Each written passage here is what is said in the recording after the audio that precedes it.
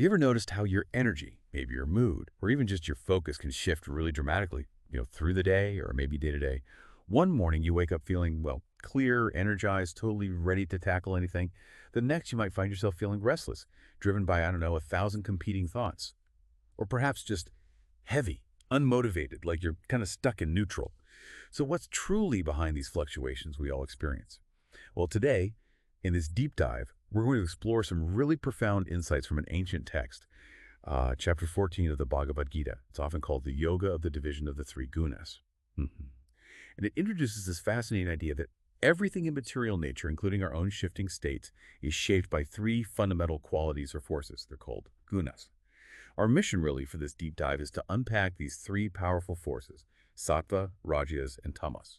We want to understand how they subtly, and sometimes, well, not so subtly, influence our personality, our choices, even our potential for growth. We're hoping to give you a kind of shortcut to understanding these profound drivers of, the human experience. Yeah, it's really fascinating because, while we often feel like we're making entirely free choices, these gunas are constantly, almost invisibly shaping our actions, our thoughts, our moods.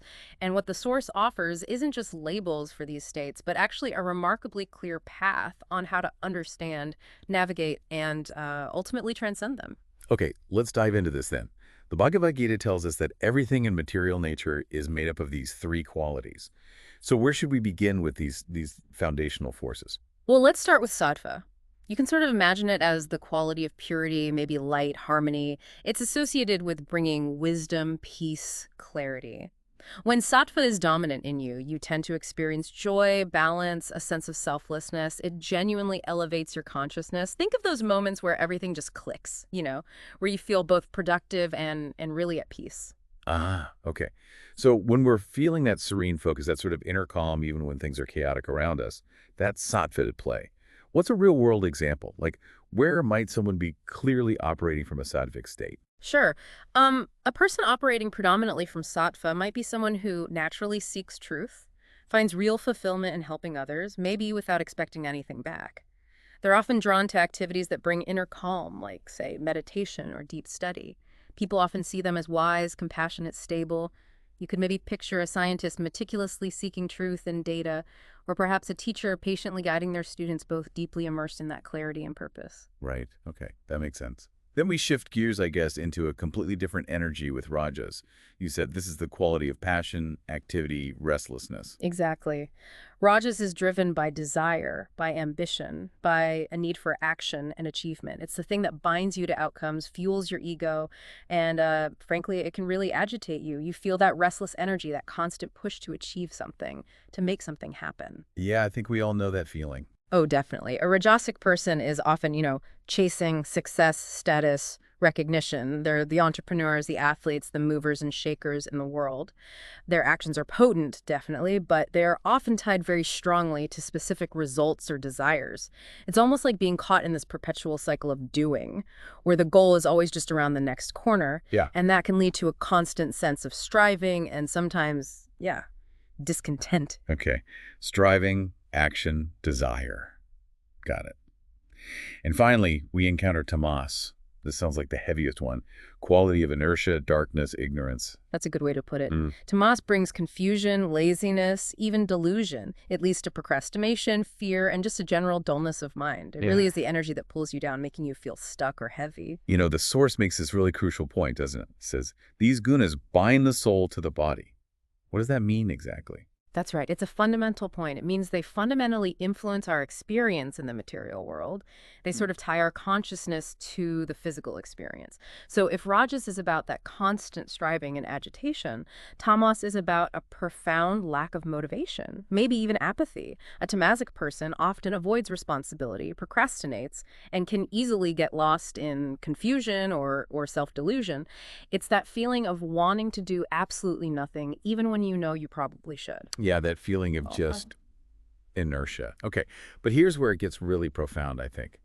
Because the Bhagavad Gita doesn't just label these qualities and say, oh, that's how it is. It actually shows us a way forward, right? The goal isn't just to suppress these gunas, is it? It's something else, something more liberating. Absolutely. That's the key insight.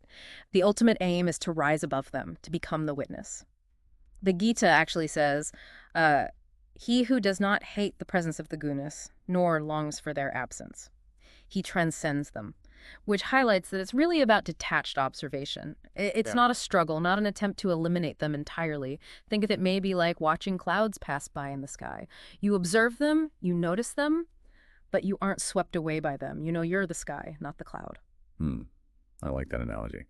So it's not about fighting them or trying to get rid of them, but changing your relationship with them, like stepping back and just observing them rather than being totally caught up in them.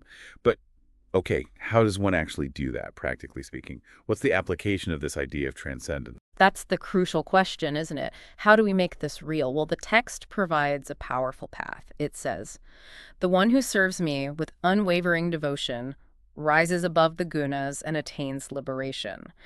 So let's try to break that down into maybe practical steps. First, there's awareness. This is simply noticing, just noticing. When that restless rajasic energy kicks in or that heavy pull of tamas starts, just observe it. Don't judge it. Don't immediately react or act on it. Just notice its presence. You know, internally say, there's that familiar feeling of needing to do something right now. Or, okay, feeling heavy and stuck again. Just seeing it clearly. Okay. Second, detachment. This is realizing, okay, I am experiencing this guna, but I am not this guna. It's the art of letting go of identifying with the mood or the drive. You are the observer, not the thing being observed. I am not my restlessness. I am not my lethargy. Okay. Exactly. And third, devotion. Now, devotion here can be seen in a broad sense. It could mean dedicating your actions to something larger than your own ego, shifting your focus from just the results, which is very rajasic, to the process itself, or maybe dedicating the action to a higher purpose, whatever that means for you. When you act from a place of contribution or service rather than purely personal gain, you naturally tend to align with a more sattvic, more liberating kind of energy. So through this combination, awareness, detachment, and this kind of devotion or dedication, you start to move from being, as the Source puts it, sort of a puppet of nature, to becoming a more free soul. Wow. Okay. So reflecting on all this, what does it mean for us, right here, right now? This deep dive into the gunas seems to offer some really profound takeaways. First, we've learned that basically all material existence, including our own internal experiences, our moods, our actions, it's all constantly influenced by sattva, rajas, or tamas.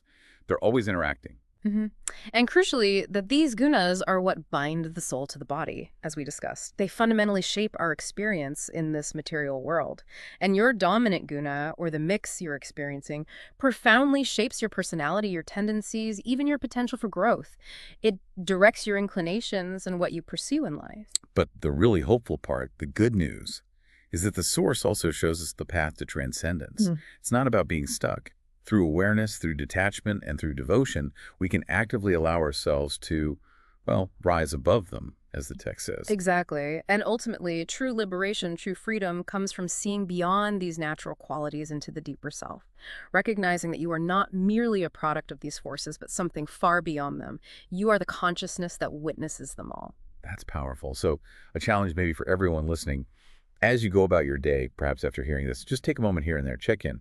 What's your dominant guna right now? Are you feeling calm and clear, sattvic, restless and driven rashist, or perhaps a bit stuck and heavy tamasic? And whatever quality you notice, the invitation is just to watch it. Simply watch it. Because that very act of observing, of becoming the witness, stepping back just a little, that's the first and maybe the most powerful step on your journey to true freedom.